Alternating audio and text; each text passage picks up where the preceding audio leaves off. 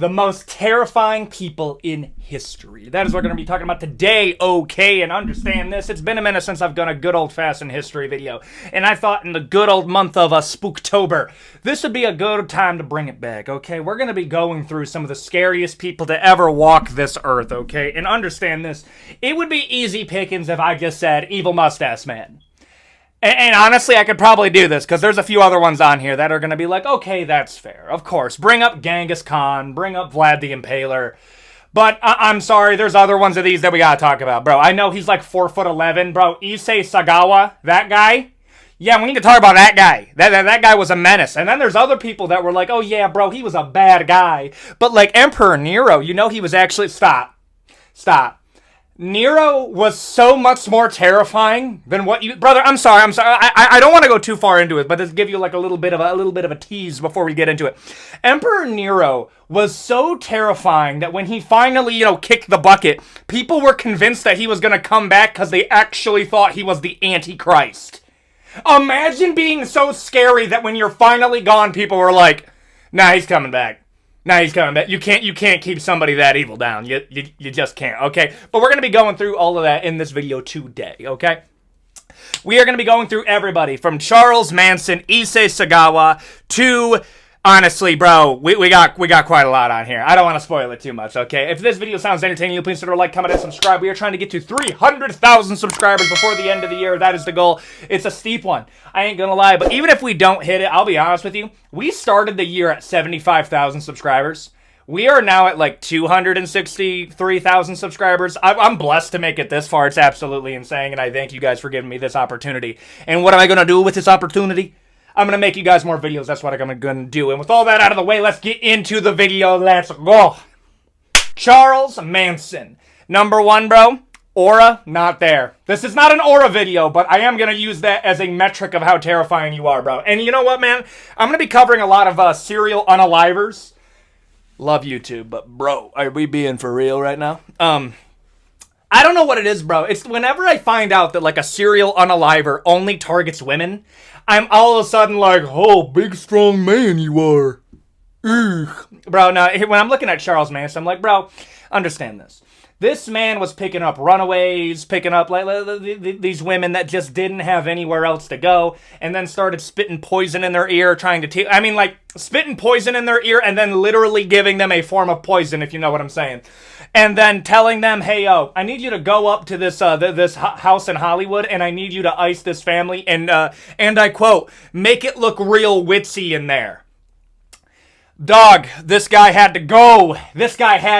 Okay? And then he went all kind of performative. He started carving an X into his forehead, saying that he was Jesus Christ. Talking about Helter Skelter, where there was going to be this big race war between everybody going on in the United States, and that the African Americans were going to win, but...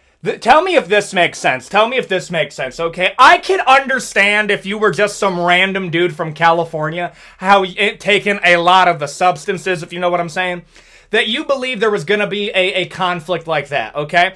And you would think, and you'd say the African Americans are going to win. I understand everything that you're saying, okay?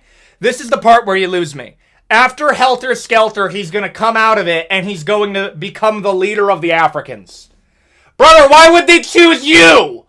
Why would they choose you, bro? You're like 5'5". You're like a weak little human being. Yeah, you can play the guitar, but like, bro, I'm sorry, no one's gonna listen to you, little bro. Okay?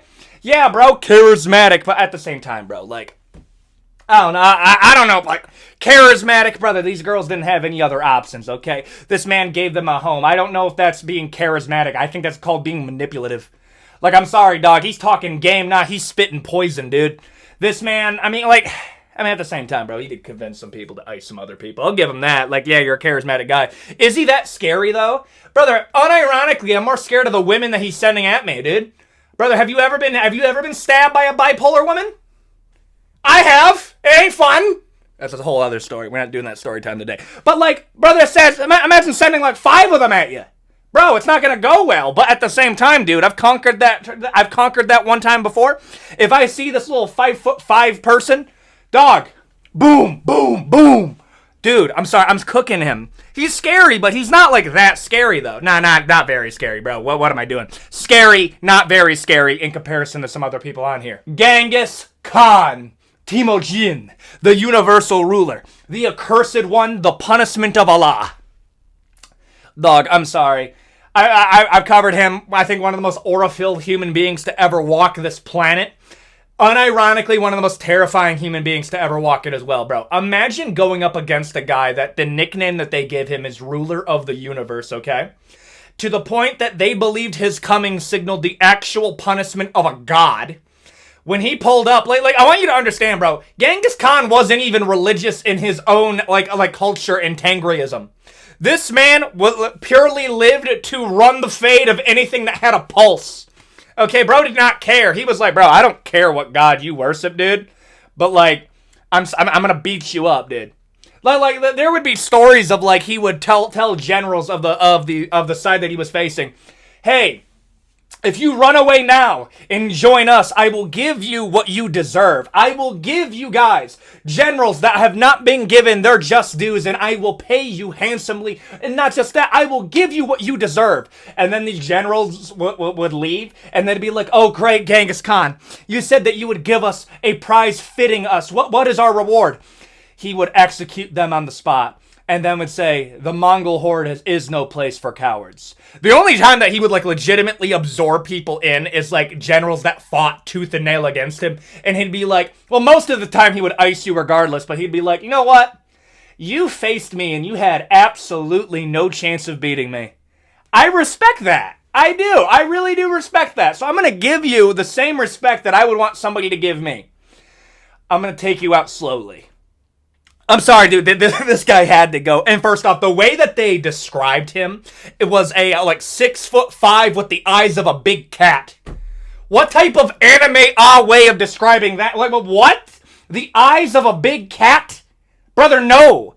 Absolutely not, bro. I like the most savage human being to ever come from a country, ever come from Mongolia, brother. Like, I'll tell you this right now. I've said this multiple times. The greatest thing to ever come out of the country of France is unironically Napoleon Bonaparte, okay? Every country has their one savage that we're like, we can't top that.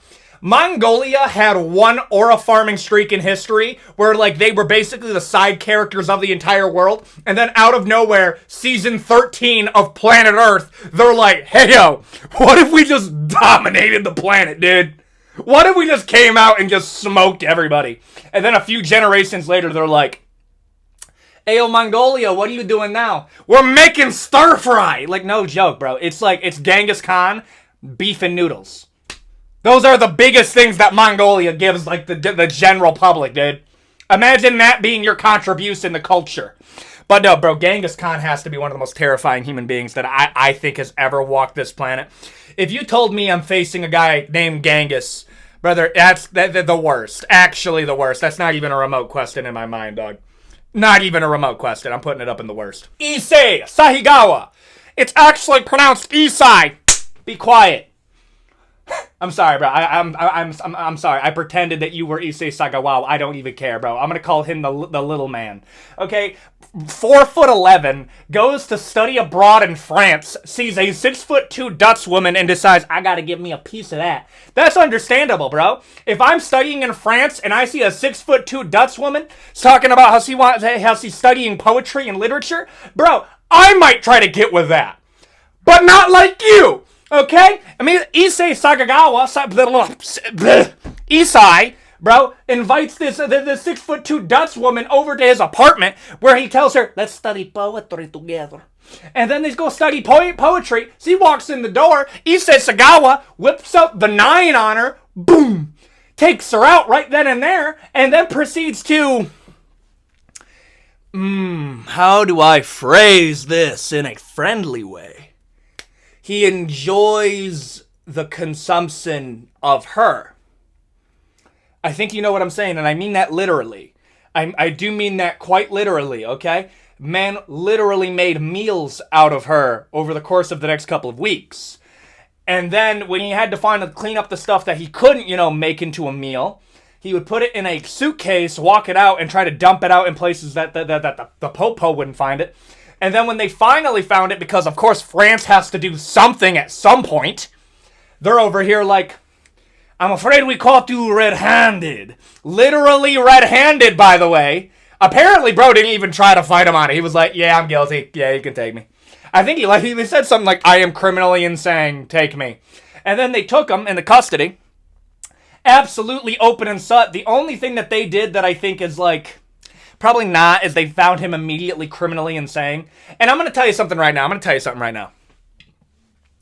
In my mind, if you made me like the ruler of a country, if somebody that did something bad says to me, I'm criminally insane, you're not criminally insane. I'm sorry, bro. Like, if you have enough sanity to tell me that you're criminally insane, you're clearly not that, okay? That's all I gotta say. However, they did find him criminally insane. He wrote a bunch of crazy shit as he was doing this to the 6'2" Dutch woman, okay? Absolutely awful, evil dude, right? Found criminally insane.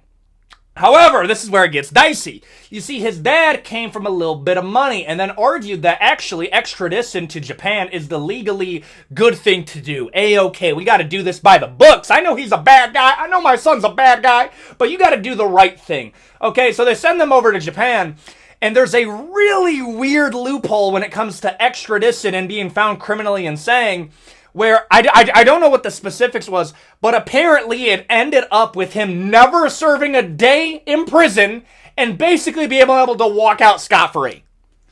This man that did that walked off scot-free and then proceeded to make a manga about it. You can buy the book! Did. I'm not gonna lie, that's very scary. And what I mean by very scary, I know he's a 5'11" manlet, but at the same time, dog, like, bro, I don't know what to tell you, dude. Yeah, I'll put him in very scary. Vlad the Impaler. Bro, I'm sorry. That is an absurd nickname. I keep on bringing it up, but you got to keep on doing it. Brother, imagine, I keep on saying this, bro, but like, imagine being such a one-man Black Air Force energy that you run a fade with the Ottoman Empire, and the Ottoman Empire is like, okay, maybe we don't need Wallachia. Like, maybe we don't actually need to conquer this little county, because Vlad the Impaler is such a menace that the Ottoman foot soldiers are like, brother, you're literally sending me to face the devil. Why is he the devil? Dog, he impaled my homie on a branch rear first. How do you even do that? And on a real note, bro, do you have any idea how time-consuming that has to be? Imagine trying to walk up to conquer this place called Wallachia, bro, okay? Which is essentially just modern-day Romania. You're walking up, and then you see your buddy Joey literally pierced through a branch rear to mouth, bro. Brother, this ain't no video on the hub that you watched when you were way too young and now you're mentally scarred forever, like that 2 Girls 1 Cup video. No, this is a guy that was impaled rear to mouth on a tree. I'm walking back, bro. Call me whatever you want to call me, being like, why are you back, soldier? I just watched Altier, okay? That happened to him. I ain't fighting this guy. And then you're like, okay, but like this Vlad guy. I mean, like, we trained him. We taught him all the ways. Oh, shit, we actually taught him how to do this. Yes! The Ottomans had taught Vlad how to do all of these things, bro. Brother, that's another thing. Bro, the Ottomans, the Persians, they literally wrote the book on mental warfare through bodily harm. Okay? And imagine, literally, 1,000 years of ball knowledge was put into the head of Vlad the Impaler. And now, you send this little psycho off to Wallachia, and now he's angry, saying stuff like, Wallachia will be for the Christians. And then the Ottomans are like, yeah, we don't want this, dog. Yeah, we don't want that. Yeah, Vlad, you can keep that. Bro, no. Absolutely not, okay? I'm sorry, dude. If you told me that I'm facing Vladimir Dracula, okay? Vlad Dracula Tepes. Vlad the Impaler, okay? The man's so bad that they thought he came from the devil himself. Brother, I'm sorry. Terrifying. Absolutely not. Jeffery Dahmer. 6'5", okay? I just gotta bring that up, bro. Jeffrey Dahmer was actually a unit. But on the flip side of that, dude, But he was just an evil guy. Like, I know that sounds like a, bro, water is wet take. I get it, but like, here's the difficulty, bro. Like, y'all want more true crime on here, and on a real note, bro, actually, fun fact about here, this isn't me bragging or anything. We went from having 2% of my fan base is of the female variety. Brother, we're up to like 7%. And I think part of the reason is like, I cover some true crime. That's another thing, dog. I'm gonna drop some free game for you really quick. Brother, your girl may not say it. They be watching a lot of true crime, like a lot more than they let on. And I've always kind of wondered it. I have two theories. Number one, every single girl knows that if they go out with a guy, there is a non-0% chance that this person is a serial unaliver. Okay, that's the innocent version. I like to think that the reason that like women watch a lot of Dateline NBC is because they are actually terrified that they're going to end up being with a guy that's like an actual serial unaliver. Here's the other side. They're trying to figure out a way to get away with it when you eventually when you eventually go off. You're not useful anymore. Like, I'll say this right now, bro. Like, I once asked like my girl at the time, yo, if you had to get rid of me, what would be the way that you would do it? Brother, she had it worked down to the milligrams. I'm not kidding. So was like, yeah, it would take a couple months, but like, I would slowly do it. And it's like, but like, how would you make it look like an accident? I'm the only one here. I write the story. What do you think this is? I know how I would do it. And I'm over here like, huh? Girl, what? Like, it's scared. Like it's one of those things where like they let the mask slip and they're like, I've been thinking about ways I could do this. Don't you fuck with me. You're 5'5". Chill, please. Okay. That's kind of how I feel about the whole Dateline thing. Okay, but when we're looking at Jeffrey Dahmer in particular, this was a guy who took out this. I think he was like 15. I think he was 15 years old. Took him in. Put him unconscious. Drilled a hole in his head. Poured in water because he was trying to figure out how to do lobotomies. Because he wanted a man doll to just be with him. He wanted to create basically a lobotomy zombie. And he was getting closer and closer. He had literal barrels of humans in his apartment. And people just thought he was a stand-up guy. They were like, oh yeah, bro, this 6'5" dude, Caucasian male? Yeah, man, he's just making friends over here. And I'm over here like, every single investigator that was involved in this needs to be punished, bro. And here's the craziest part. When you can watch like the Dahmer TV show on Netflix, and a lot of that is like played up for the camera. The one thing that they did that is not a joke is the two police officers that turned up when they were called and they said that there was this kid that went missing, right? They pull up and they see this kid, the lobotomy kid, right? Like he's legitimately like starting to like water in his skull, by the way. They pulled up and they said, hey, where you going? What's your problem? And then Dahmer pulls up and says, oh no, that's my partner. And they let Dahmer take this 15-year-old back. What do you think happened? Every single one of y'all should just lose your job. But what actually happened to them? They got medals for their investigation work.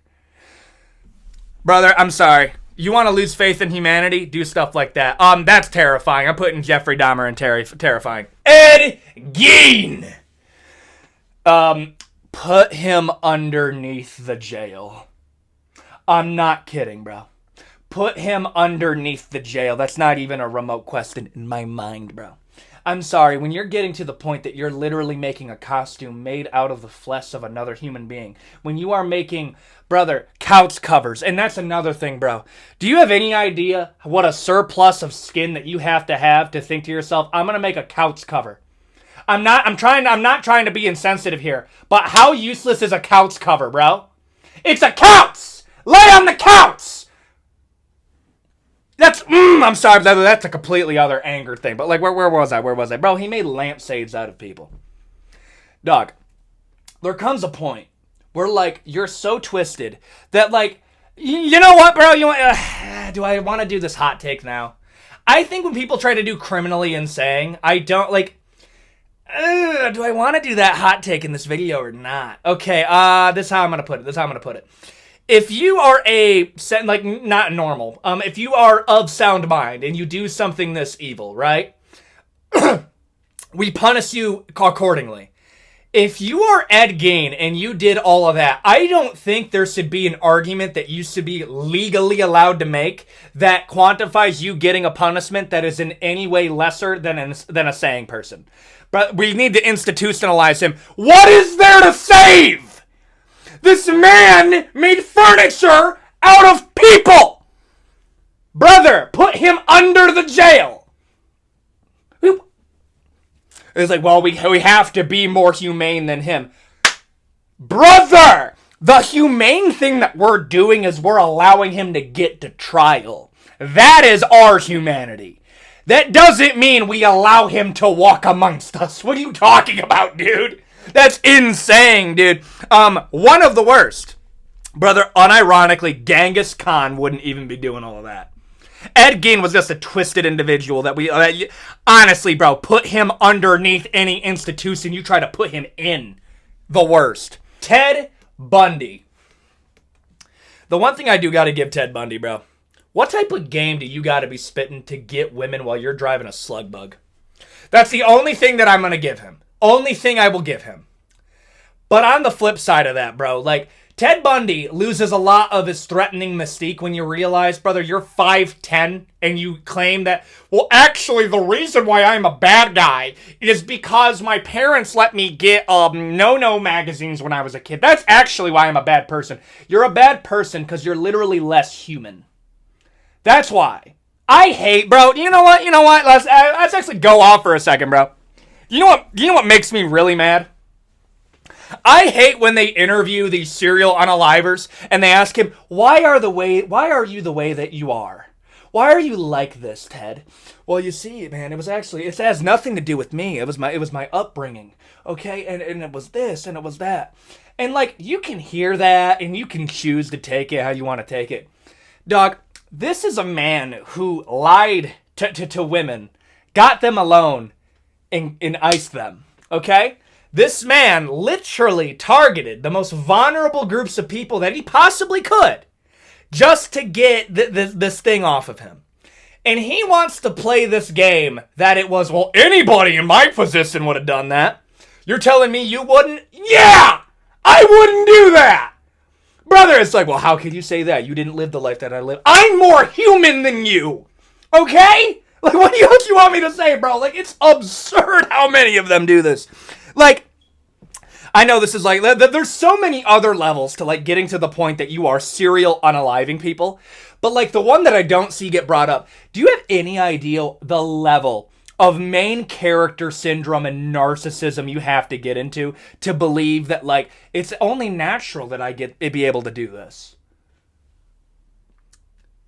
Bro, how? Get rid of him. Get rid of him. And I'm going to be real with you. This is going to sound scary. Ted Bundy didn't scare me that much. He didn't. Ted Bundy doesn't scare me that much. He annoys me.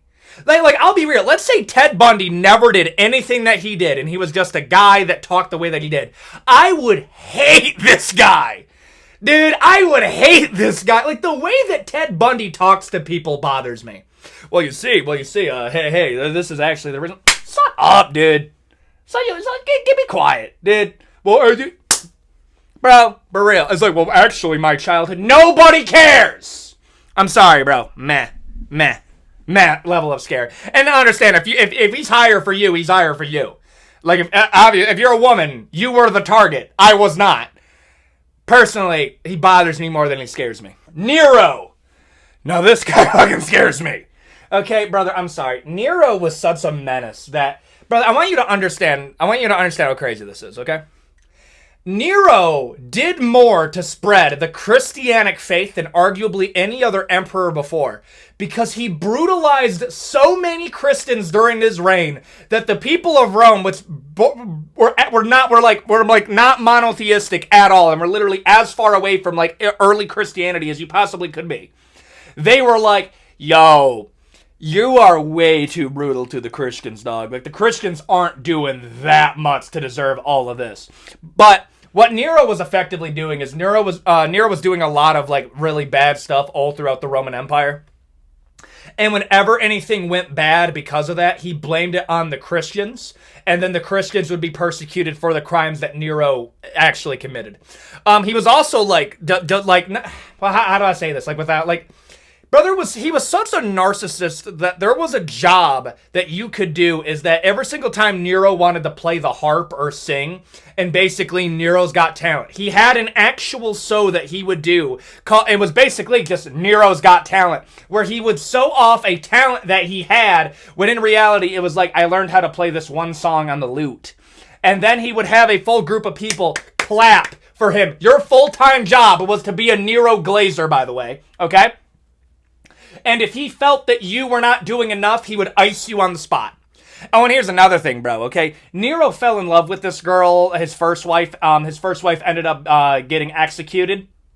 I wonder why. I wonder why she went by mysterious circumstances. I wonder who did that. So he saw this this femboy, and I do mean femboy. I quite literally do mean femboy at the time. That looked like his first wife. And he said he fell for him.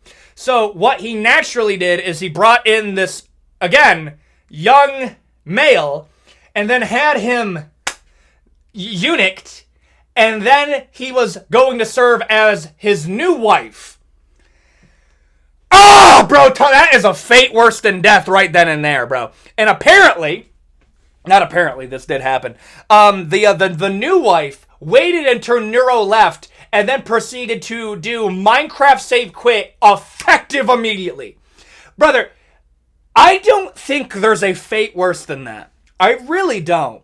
That's the worst. That one's the worst. And Nero did this, and this one didn't even make top 10. This was just seen something as like people around him were like, hey, yo, bro, you didn't have to cut the cucumber off the femboy. Like, you didn't have to do that. And then Nero would probably be like, off with his head. It wasn't until later on in life where he literally, after he burnt down Rome, blamed it on the Christians, and then finally there was an uprising against him where he proceeded to himself. And then after all of that, people were like, this man was so evil that they just refused to believe that he was actually gone.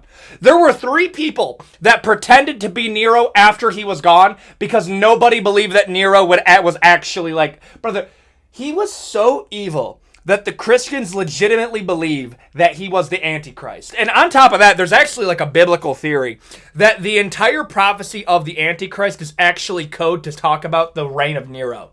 That the entire Antichrist prophecy is actually a secret code of them describing what it was like for Nero. Everything from like his numbers, everything from like his name is on currency was the stuff that actually happened. That entire prophecy might have been code to describe what it was like to live with Nero. The worst, no question. John Wayne Gacy, the clown. Brother, listen. We all know what John Wayne Gacy did. Iced a bunch of kids, pretended to be a clown at his party, and would dress up as a clown when he was doing a lot of his acts. He would specifically target young men that worked in his construction company, and he would use this money to help his connections in local politics. Okay, now, with all that out of the way, where am I going to put him? I'm going to tell you a story that makes me laugh every single time I bring up John Wayne Gacy. There's a story of John Wayne Gacy, and this guy's still alive, by the way, and it makes me laugh so hard. So John Wayne Gacy invites this guy named Mac over to his house, okay? He tells Mac, hey, come hang out with me, I'll get you your bonus, kid. Okay, so this guy comes in here. He's over here like, okay, John, I just, got done working a hard day's work. I got to go party, man. You said you were going to get me some booze. Can you give me that before I leave? And then in his head, it's like, bro, John was such a weirdo, bro. It's so funny because, like, this guy, they said they would make jokes on the construction site that, like, bro, John is the biggest loser there's ever been. Okay, so Zach comes in. Zach is a collegiate level wrestler, okay? He is like an actual stud when it comes to wrestling. And then John's over here like, hey, you want to test out the booze with me, bro? I'll get you a bonus. So they start taking shots. Okay? And then John's like, hell, you think you big and bad, huh? You think you big and bad? You think you beat me? You think you beat me? I'll tell you what right now. You can have all the money in my wallet. All you got to do is take me down one time. And if I win, I'm going to put you in these handcuffs. Bro, I'm gonna tell you something right now, okay? You are not Zach. If somebody tries to do that with you, or gals, if an evil man tries to do that with you, walk out the door. But if you're Zach the Chad, okay? Zach was over here like also hammered. It's like, okay, John, let's run it then. And then John goes at him, and then Zach the Chad proceeds to this is his story. Blast doubles John Wayne Gacy so hard. And for anyone who doesn't know what a blast double is when I suit low for a takedown, grab hips, throw to the side, and I'm putting my forehead into your solar plexus, bro. I have had the wind knocked out of me by like somebody partially doing it. Brother, imagine being an overweight male getting hit with that by a collegiate level wrestler, bro. He knocked the wind out of him, basically unconscious, hits him down there. And then he hits the ground basically as I was... And then Zach goes up to him and says, "Ayo, which pocket is it?" "Which pocket's your wallet?" And then he goes, grabs his pants, takes the wallet out of his pocket, opens up the wallet, takes all of the cash out, puts it in his pocket, and then throws the wallet down on him. And then proceeds to just fuck up. It's like, "I'm also taking the booze, bro." And then, according to him, went to go party later. I need to talk with Zach today, bro. I think he's like 40 years old now, bro. I would love to hear this story directly from him. And you know, he never stopped telling this story. Dude, if there is a story of me beating up somebody that was a serial unaliver, bro, I would be milking that story to literally the end of my days on this planet. I would be milking that. And you want to know what's delusional, bro? I believe I could do that. I'll say this right now. I do believe 100% I could beat John Wayne Gacy in a fight. 100%, bro. I would smoke this fraud. I would smoke him, bro. I'm sorry. I'll put him in very scary. I'll put him at the top of very scary, actually. Yeah, he's twisted, but bro, maybe it's just like my toxicity. I believe I would be able to beat him in a fight. King Leopold II, the Butcher of the Congo. For anyone who doesn't know what this is, one of the biggest colonial devs of all time was 10 million Africans in the Congo. And this was conducted by King Leopold II because when he got the power, I had a burp coming on.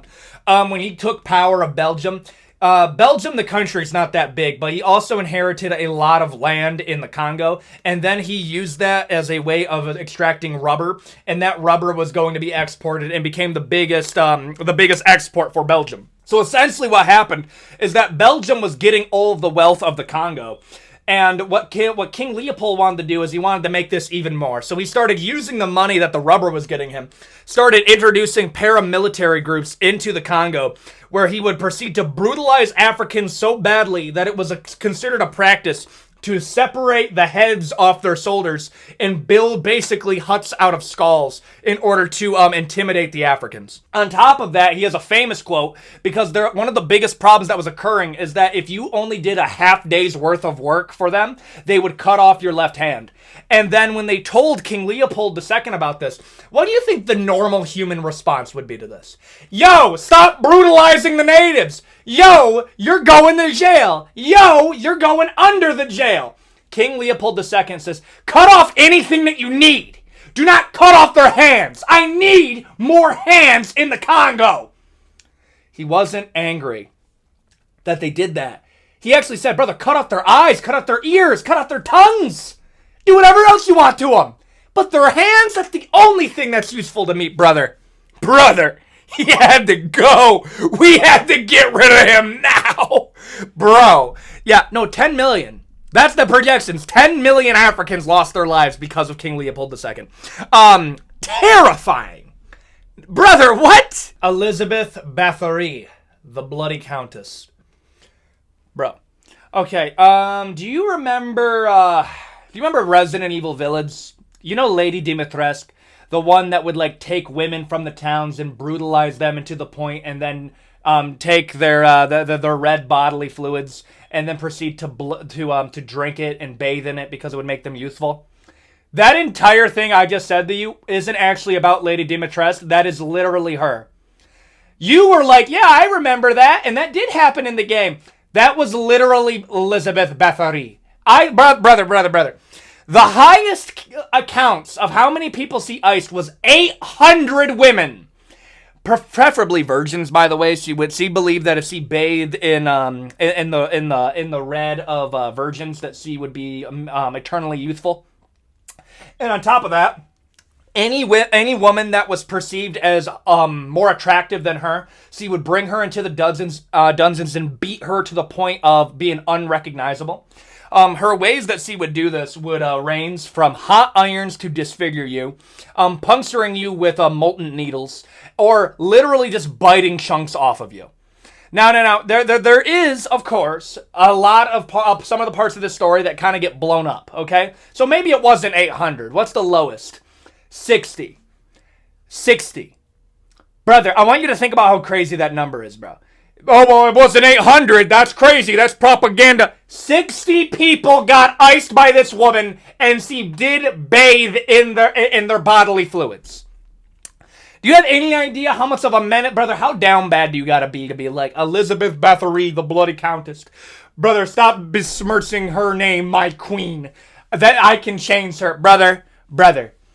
How many do you have to see get iced by this chick for you to be like, yeah, nah, we got to get rid of her, bro? She ended up getting found guilty by, I think it was Catherine the Great. If I remember correctly, I do believe it was Catherine the Great. My European history's dicey at times. But, brother, 800 at its height, 60 at its lowest. Brother, I'm sorry, that's terrifying. Yeah, that has to go in terrifying. That's not even a remote question to me, bro. Jim Jones. In the 1930s, Jim Jones became one of the first. I think he was the first person in Indiana to ever adopt a child of color as a white dude. Okay, that's how he started. Started doing church services, believing that he was some type of spiritual healer. Bada bing, bada boom, things were going good. He became the home for misfits around the country. And then he got a certain amount of power and then proceeded to move over to basically Central America, built a full compound in the rainforest, and they all lived happily ever after. Kumbaya, Hakuna Matata. Except, yes, he did get a jungle compound. It was hell. It was awful. You want to know why? Because you're taking a bunch of people that live in basically the American Midwest and transporting them to a place that malaria was so plentiful that most of them ended up getting sick, bro. It was literally just a communist hellscape. And on top of that, bro, it was communist hellscape, but it was being told to you that it was basically a blessing, okay? Named Jonestown, by the way. Humble guy. Awesome. Okay, he had his people built a compound, which was basically the prison, where they were basically in a work camp and they were not allowed to go back. Jim Jones also, because it became such a problem in America that they literally sent a congressman to go talk to Jim Jones because they were worried that since there was no contact to the people of Jonestown, that these people might be here held captive. And then when they went there and the congressman said that he was going to go back to report what he found, one of Jim Jones's men lit up the congressman, literally causing the entirety of America to be like, that's an act of war, right? If you ice a congressman, we're going to come after you. So Jim Jones, after icing a congressman, goes back to his people and says, the American military is going to come here and torture us to death.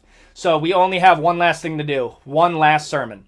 And it's actually even crazier. He was mentally preparing them for this. He would have multiple other sermons that were exactly like this. So if it were to ever happen, they wouldn't think anything was up.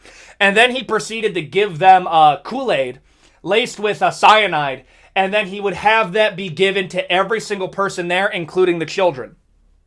And this is where it gets scary. And I don't recommend you listen to it because a lot of stuff disturbs me. And I might make a video again over like disturbing media because I see that you guys want me to do another disturbing media thing. And I might do that. The one that messed with me the most was the final sermon of Jim Jones. Because the final sermon of Jim Jones is him talking for an hour as they're giving out the Kool-Aid. And you can literally hear people in the background crying and screaming. Because if you give cyanide-laced Kool-Aid to children and infants, they're going to be the first people to drop. So what was happening is first the babies stopped breathing. And then the toddlers started spazzing. And then the older children started going. And then now the mothers were crying because they realized what was happening. They're the ones that gave the Kool-Aid to them. And then what was left was the few males that were left that were like bigger and slowly keeling over from the pain because Jim Jones didn't get the fucking, he didn't get the measurements right and it ended up being super slow. And then by the end of the hour, you can hear coughing and gagging because these people were essentially drowning, okay? And then Jim Jones, the coward that he is, took his Kool-Aid, dumped it out, and then went in the back room and iced himself with a force multiplier. This man saw the pain that he caused all of his people, the people that looked to him as a savior, right? And said, ew, I don't want to go through all of that, and then took the easy way out. Brother, understand this. I don't go full, like, this man was possessed by the devil. I don't do that too often. I think mankind can be just as evil as the devil if they need to be. I think people can be naturally evil. I think people look at the devil as like a scapegoat. No, the reality is that we can just be evil. That's our duality. Jim Jones, if I had to pick one person that I think is legitimately like, nah, that guy needs to go, and might have been, you know, some dark arts, it would be this guy. The worst, bro. Get rid of this guy now! And there you go. Those are some of the most terrifying people in history. If you enjoyed this video, please consider like, comment, and subscribe. We are trying to get to 300,000 subscribers before the end of the year, and this is a history video. It's also a spooky video, so if you want another history video, my history people, you guys do gotta support these. The reason it's been a minute since a history video is that the gaming people were just eating too good, and the gaming people let me know they liked the video. The history people, I know you guys put me on in the background when you clean. I know you guys put me on in the background when you fall asleep. And to that I say, I hope you sleep really well. Sleep real well. But before you do, hit the like button, comment a little something funny, and I'll make another history video. And if you want me to do a part 2, give me some people that you want me to put on part 2. And with all that out of the way, I will see you all in the next video. Adios, guys.